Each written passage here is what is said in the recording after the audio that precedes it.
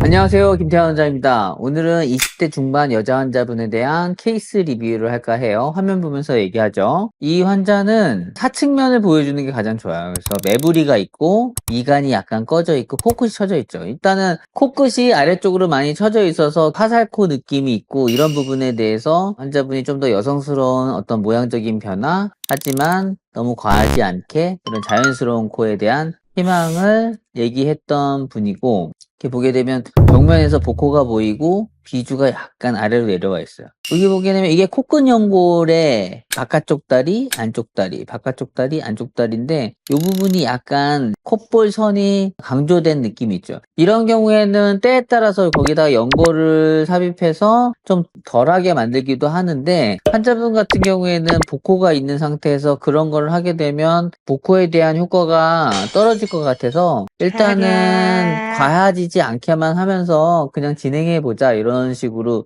얘기를 했던 케이스였어요. 그리고 하측면에서 보게 되면 확실히 미간이 약간 꺼지니까 상대적으로 콧등 중간이 튀어나와 보이는 거죠. 그래서 이런 경우에는 이 매부리를 다듬을 수도 있지만 이분은 화살코가 있기 때문에 화살코를 넣고 코끝을 올려주고 잡아야 돼요. 그러면 매부리를 다듬고 이렇게 하면 미간이랑 코끝의 높이랑 너무 밸런스가 안 맞을 것 같다라는 생각이 들었어요. 그래서 저는 코끝을 넣고 위쪽으로 보내주는 코끝의 로테이션이라고 해요. 그래서 코끝을 짧게 만드는 작업을 하면서 어쩔 수 없이 높이가 생기니 매부리를 깎지 말고 미간을 약간 올려서 밸런스를 잡자. 그래도 측면에서의 높이를 봤었을 때 얘를 약간 올려도 큰 문제가 없을 것이다. 측면에서 비주를 넣고 코끝 높이를 올리고 여기를 채우는 거죠. 그리고 이 위쪽을 채우고, 얘를 깎아버리고 얘를 올려버리면 너무 과한 느낌이 코끝에서 나타나기 때문에 수술적인 계획을 그렇게 잡았어요. 얘를 다듬고 맞추면 코끝이 너무 강조되겠죠. 그래서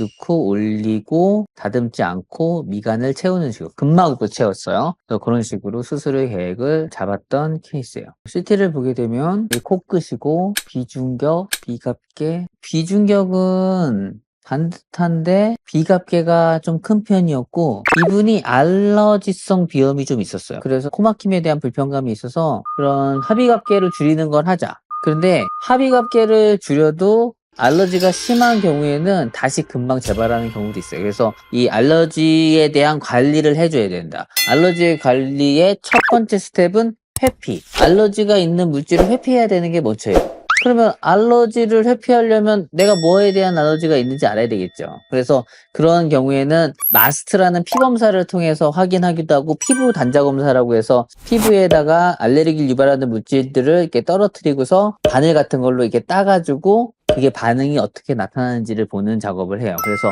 그런 걸 통해서 알레르기에 대한 관리를 좀 해야 된다라는 교육을 하고, 그 비갑계 축소술을 같이 했던 케이스예요. 비중격 연골 사이즈를 체크해 봤는데 높이는 28 정도 나왔고, 앞뒤 길이는 위쪽은 25, 아래쪽은 27 정도 돼서 일단 이거를 쓰자라고 얘기했고, 만약에 부족하면 뭐 기증늑연골 등을 사용하거나 구조가 약하면 기증늑연골 등을 좀 더 추가적으로 해서 강화를 할 수도 있다라고 설명은 하고 수술을 진행했는데, 본인 그냥 연골로 다 진행하고 끝났던 케이스예요.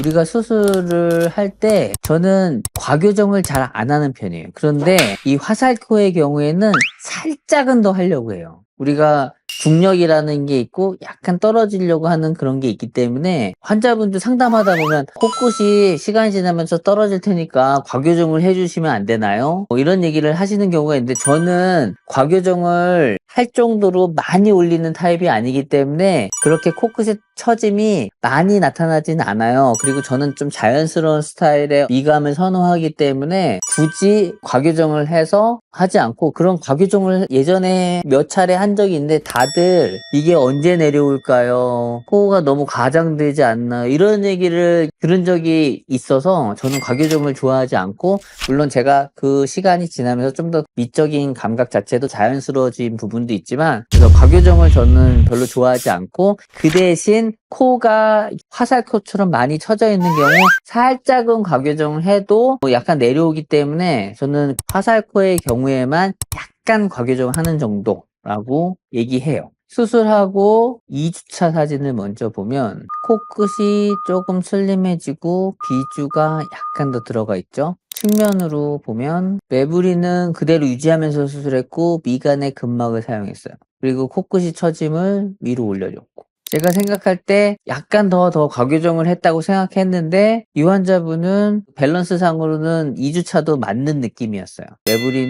매부리라고 볼 수도 없어요. 이 정도는 매부리라고 하기엔 좀 심하지 않으니까. 그래서 콧대 그대로 유지하고 코끝 올리고 그 사이를 채우고 미간부도 근막으로 채워놨어요. 이거는 수술하고 7개월 차 사진이에요. 화살코에 대한 개선이 보이고 미간이 그대로 잘 유지가 되고 있죠. 코끝은 2주차보다 좀 더 슬림해졌고, 지금 코끝의 길이감은 이거랑 봤었을 때 표현점이 생겨서 살짝 더 아래쪽에 있는 느낌이 있지만 실제로 코의 각도는 크게 변하지 않은 느낌이에요. 표현점이 생긴 거지 얘가 처지거나 그래 보이진 않죠. 전체적으로 라인감이 잘 유지가 되고 있어요. 이렇게 밑으로 내려갔던 느낌이 전체적으로 잘 살아있죠. 수술 후 7개월 차는 2주차보다 코끝이 많이 슬림해 보이죠. 수술하고 나서 2주차 때 환자분들 되게 걱정해요. 이렇게 코끝이 뭉툭하고 큰데 이거 슬림해지겠죠? 당연히 슬림해지죠. 걱정하지 마세요. 2주차 한 달, 6개월 차랑 1년도 차이가 나요. 이렇게 얘기해도 믿음이 없는 눈빛? 뭔가 농공이 흔들리는 느낌? 그래서 좀 걱정을 하시는데 결국에는 시간이 지나면서 되게 한 달 정도 전후로 해서 쑥쑥 빠지는 느낌이 들고 3개월 차, 6개월 차, 1년 차 조금씩 달라요. 그렇기 때문에 환자분들이 시간이 지나면 심리적으로 좀 편해하시죠.